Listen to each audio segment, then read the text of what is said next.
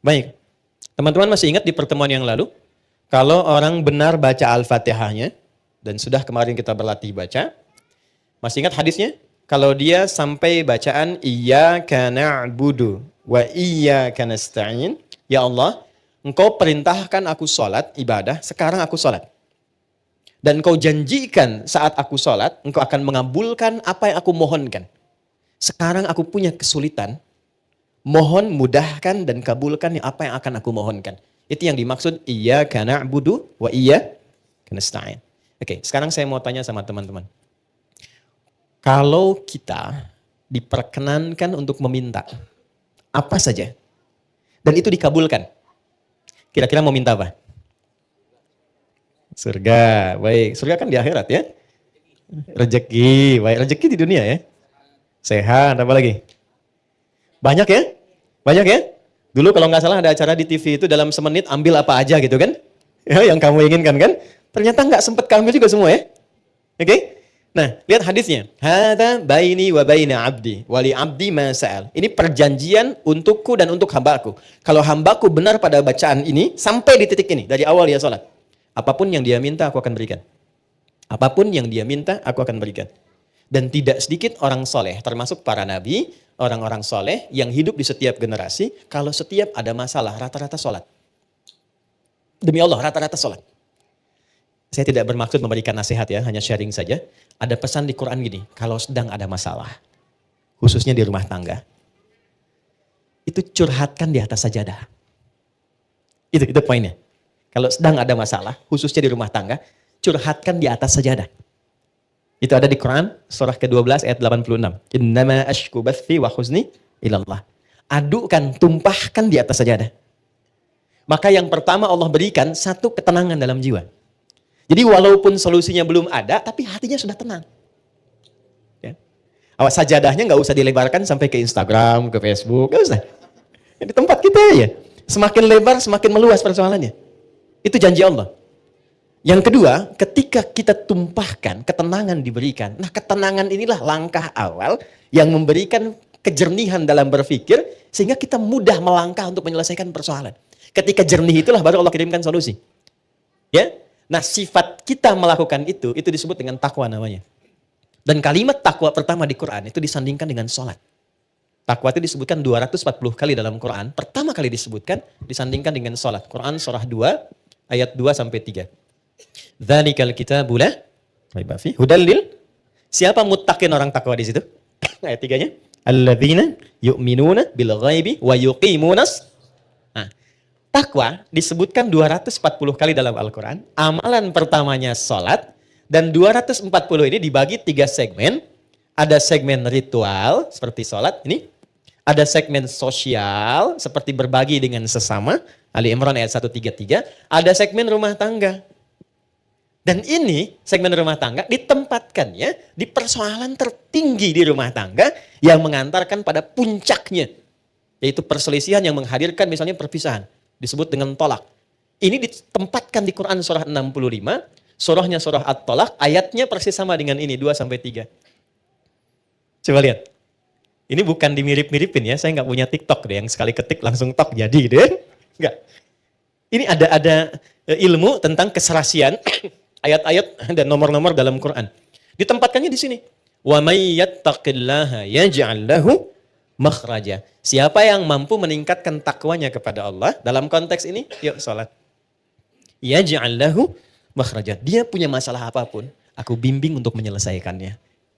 Dan hidupnya bukan gak punya masalah. Sebelum dihadapi, Allah sudah kecilkan sehingga tak terasa bahwa itu persoalan. Itu poin. Ya. Betapa banyak solusi yang ringan tapi jarang dilakukan. Kita memilih berdebat dengan pengetahuan, dengan kekayaan, dengan macam-macam. Sehingga gak selesai-selesai. Padahal solusinya simpel. Baik ya? Satu ini. Nah sekarang, ada yang lebih dahsyat lagi. Begitu selesai benar baru sampai iyyaka na'budu wa iyyaka nasta'in. Sedang punya masalah apa? Mau minta apa? Ada keperluan apa? Mohonkan. Karena rata-rata bingung mau minta apa, Allah ajarkan satu kalimat yang saat diberikan semua yang kita harapkan dapat. Apa kalimatnya? Oke, setelah iyyaka na'budu wa iyyaka nasta'in, kita baca apa? Ihdinas siratal mustaqim. Itu bukan kalimat biasa. Ada rahasia di dalamnya, ada hikmah. Ya, saya tulis dulu ya. Di sini aja. Ihdinas siratal mustaqim.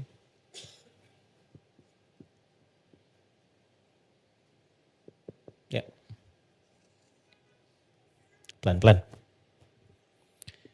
Nanti kita belajar sama-sama cara baca ini dan menyelaraskannya dengan suasana hati kita seperti apa.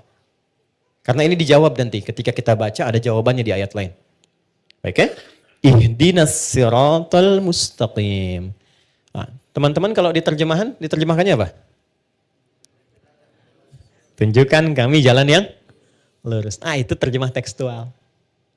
Baik ya? Itu bisa efektif dibaca saat haji nanti. Ya, saya pernah jadi petugas 2010. Ada jemaah tersesat. Keluar dari maktab dia bingung ketemu tentara orang Arab, dia nanya. Jadi orang Arab yang nggak bisa bahasa Indonesia, dia nggak bisa bahasa Arab. Tapi pintar orangnya. Tidak putus harapan, dia buka gawang maktabnya ditunjukkan. Pak katanya, ihdinas siratal mustaqim. Tunjukkan saya jalan yang lurus ke maktab. Ya? Tapi yang hebat tentaranya itu juga nggak kalah cerdik. Begitu dilihat maktabnya kan ada di gelangnya itu. Maka dia tunjukkan siratal ladzina an'amta 'alaihim ghairil maghdubi 'alaihim waladdallin. Lulus jalan ini, jangan belok-belok kamu sampai gitu. Itu pernah kejadian. Oke. Ihdina. Ya Allah mohon tunjukkan kami. Ihdina itu dari ahda yuhdi, asalnya dari hidayah. Hidayah superlatifnya hudan. Oke, pelan-pelan. Ihdi itu bentuk permohonan. Berikan kami hudan. Ini asalnya. Ya, pelan-pelan. Berikan kami hudan. Apa itu hudan? Hudan itu asalnya semua solusi yang kita butuhkan dalam hidup. Simpel sekali. Semua solusi yang kita butuhkan dalam hidup. Contoh. Al-Quran itu disebut hudan oleh Allah. Al-Baqarah ayat 185. Ya syahrul Ramadan alladzi unzila fihil Quran hudan linnas. Kenapa Al-Quran disebut hudan? Karena isinya 6.236 ayat dari Al-Fatihah sampai An-Nas itu semua isinya solusi buat kehidupan kita. Tentang anak ada di situ, tentang pekerjaan ada di situ. Tentang maaf ya, semua hal yang kita jalani dalam hidup dari mulai lahir sampai wafat itu ada di situ semua. Jadi bukan ayat bacaan yang hampa makna, bukan. Itu semua kalau dikeluarkan, itu ada temanya secara tematik. Imam Al-Bukhari itu mengeluarkan 97 tema dari Quran. Disusun di dalam kitab beliau namanya Sahih Al-Bukhari. Bukan kitab hadis mata, bukan. Itu ada temanya. Dari mulai tentang iman, Anda bertanya kenapa iman saya suka naik turun. Kalau naik semangat ibadah, kalau turun saya agak malas gitu ya. Di sini nanti dikeluarkan ayatnya, topiknya apa, lalu ayatnya, lalu hadisnya, sejumlah 57 hadis. Ada bab bisnis kitabul buyu'. Teman-teman yang pebisnis, pengusaha, pengen belajar value dari Quran dan hadis, membimbing kita bisnis. Ya, demi Allah saya katakan, sahabat-sahabat Nabi dan tabi'in generasi setelah itu, yang mengaji dari topik ini, tema bisnis, itu setelah belajar mempraktekkan, tidak pernah ada yang kembali modal. Semua kembali untung. Dan kekayaannya itu di atas rata-rata. Ya, saya mau sebut Abdurrahman bin Auf, itu sebelum masuk Islam dan belajar dari Quran, itu kekayaannya itu standar aja walaupun kaya. Tapi setelah masuk Islam, itu kemarin riset saya tentang beberapa para sahabat, itu kekayaannya divaluasi kalau kekinian, itu sampai dengan 72.000 triliun. Dan ini riset ilmiah yang kemarin kami kaji, 72.000 triliun. Sekarang Elon Musk baru 3.000 ya. Jeff Bezos juga demikian kan, baru di kisaran itu dulu 72.000. Dan hebatnya masuk surga juga tuh. Masuk surga juga daripada miskin gak jelas kan. Nah ini masuk surga juga. Oke. Jadi poinnya begini. Saya agak cepat langsung karena waktu kita terbatas. Ihdina, ya Allah berikan aku hudan.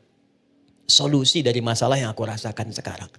Nah saat teman-teman membacakan itu, coba di hatinya rasakan sedang punya masalah apa yang dirasakan. Gitu. Ini jarang dibaca begitu kan? Kan normal saja kan? Ihdinas siratal mustaqim, siratal ladzina an'amta 'alaihim ghairil maghdubi 'alaihim waladdallin. Amin, selesai. Sampai di situ benar untuk menggugurkan rukun dalam salat. Sah salatnya. Tapi Anda nggak dapat ini. Nggak dapat kenikmatannya. Jadi begitu Anda bacakan, ihdinas siratal mustaqim, rasakan dalam hati kita. Nggak perlu diungkapkan, kita belum sujud. Nggak perlu diungkapkan, rasakan dalam hati ada masalah apa yang dibawa dalam sholat. Karena Allah itu maha tahu orang sholat itu pasti punya persoalan. Pasti bawa masalah. Ini kan tenang-tenang senyum-senyum itu, ya boleh jadi juga ada masalah kan. Nggak semuanya tenang kan dalam hatinya kan. Sama. Nggak ada orang dari subuh sampai zuhur nggak punya masalah, itu nggak ada itu. Ya nggak ada, semua orang punya persoalannya. Maka Allah tunggu sampai zuhur itu, kita minta supaya diselesaikan. Maka ketika selesai zuhur, nikmat kita menjalani siang sampai sore. Itu hikmahnya demikian, filosofinya begitu. Jadi begitu Anda bacakan, ihdinas siratal mustaqim, ya Allah mohon berikan solusi. Kan? Atas semua persoalan yang hamba sedang rasakan saat ini dan Engkau maha mengetahui dengan itu semua. Oke. Lalu Allah berikan. Saya mau tanya teman-teman, mohon izin ya. Kalau diberi itu pengen cepat, pengen lambat? Ingin mudah, ingin sulit? Mudah kan? Baik. Kalau ada jalan berliku dengan jalan lurus, yang paling cepat yang lurus atau yang belok-belok? Lurus kan? Nah, lurus itu namanya siratal mustaqim. Mustaqim itu lurus, artinya mudah. Sirat itu lapang. Jadi sirat itu, jembatan kan yang sering kita pahami ya, jembatan, itu sebetulnya bukan jembatan sempit. Kan Nabi pernah sampaikan, kayak rambut di bawah 7 kan? Ya kan? Nah itu menjadi sempit pada orang yang banyak maksiat dan kurang amal.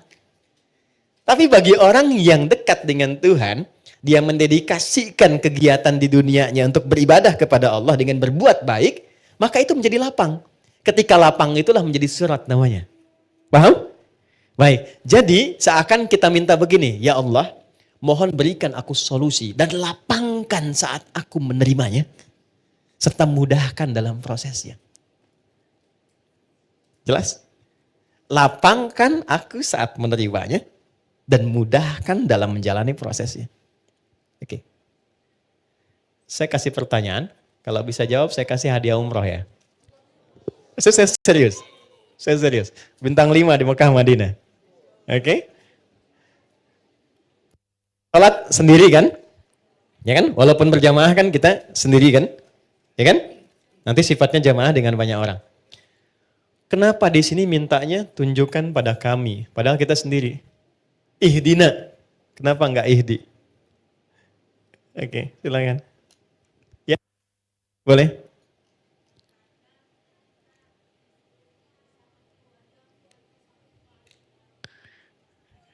Bagus, bagus jawabannya. Sampai Cengkareng tuh.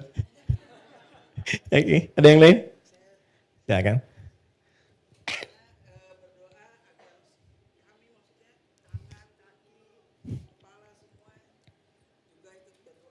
Bagus.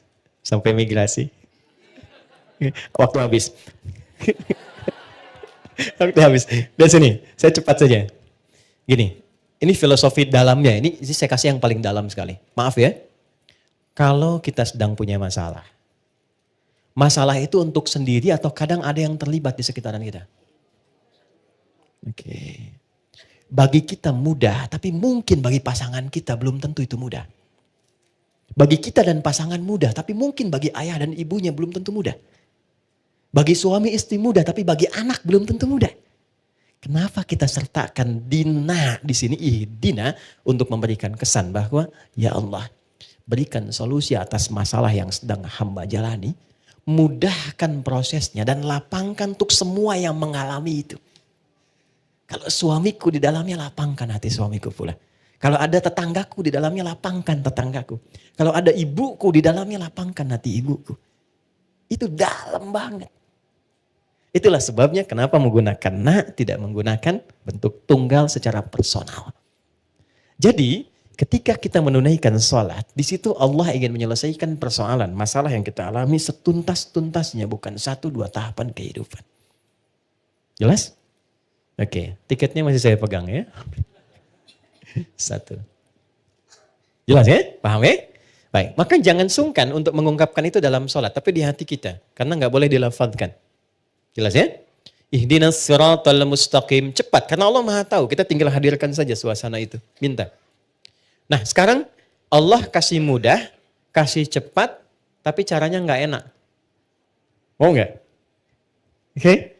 Kasih mudah, kasih cepat, tapi caranya nggak enak. Anda melamar pekerjaan, langsung dikabulkan, cepat diterima. Tapi begitu datang, Anda dimaki-maki dulu. Lain kali nanti kalau ke sini, pas kerja, kamu pintar, tapi pakaian kamu nggak layak. Besok kamu ganti kayak gini. Ini perusahaan begini. Nggak cocok nanti kalau kamu pakaian begini. Tapi kamu diterima.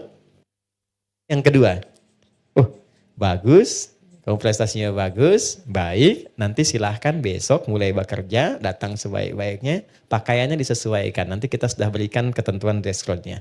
Enak yang pertama, enak yang kedua. Yang kedua, sesuatu yang melahirkan ketenangan, kenyamanan, kenikmatan, itu bahasa Arabnya an-na'ama yun'imu. Nikmat sifatnya. Kalau kita minta kepada objek yang ada selain kita atau di depan kita, atau yang enggak ada tapi kita minta, gunakan tak setelah an'ama menjadi an'amta. Maka setelah itu kita meminta, ya Allah saya nggak pengen dapat yang cepat, mudah, lapang, tapi misalnya nggak ada kenikmatan di dalamnya. Maka diteruskan ayatnya, siratal ladzina an'amta alaihim, ghairil maghdubi alaihim walau. Ya, jangan sampai di situ ada, mohon maaf ya Allah, ya kita minta misalnya ya Allah, jangan sampai solusi itu datang diberikan, tapi muncul juga rasa-rasa yang tidak mengenakan. Mengarahkan kepada hal-hal yang tidak menyenangkan. Ya, walaupun ada tafsir lain maghdub di situ, kalangan yang dilaknat, dhalin yang tersesat. Karena sudah diberikan kenikmatan tapi tetap dia jauh dari Allah Subhanahu wa taala. Itu makna jauhnya. Jelas? Halo, jelas? Oke, setelah jelas, pertanyaan saya yang terakhir. Oke, dapat hadiah. Siapa orang-orang yang dimaksud di sini? Pada orang-orang yang telah engkau beri nikmat kepada mereka. Itu siapa? Para nabi. Apa lagi? Apa lagi? Ya, orang bertakwa. Bagus, baik. Apa lagi? Oke, singkatnya Quran surah 4 ayat 69. Ada 4 golongan. Jadi kalau teman-teman, ini ajaran dari Quran, kalau ingin bahagia, ingin tenang, ingin nikmat, ikuti 4 golongan ini.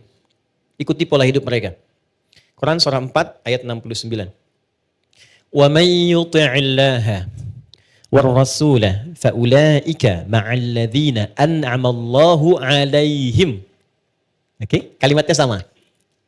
Wa may yuti'illaha war rasula. Siapa yang kehidupannya diikutkan pada petunjuk Allah dan Rasul.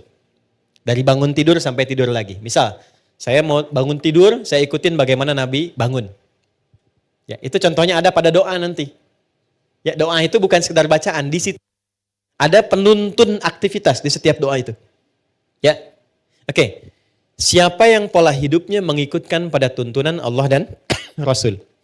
Perhatikan. Faulaika ma'alladzina an'amallahu alaihim. Maka mereka itu aku jamin akan disatukan dengan 4 kalangan yang selama hidupnya selalu dijamin kenikmatan oleh Allah. 4 kalangan. 1, minan nabiyyin, para nabi.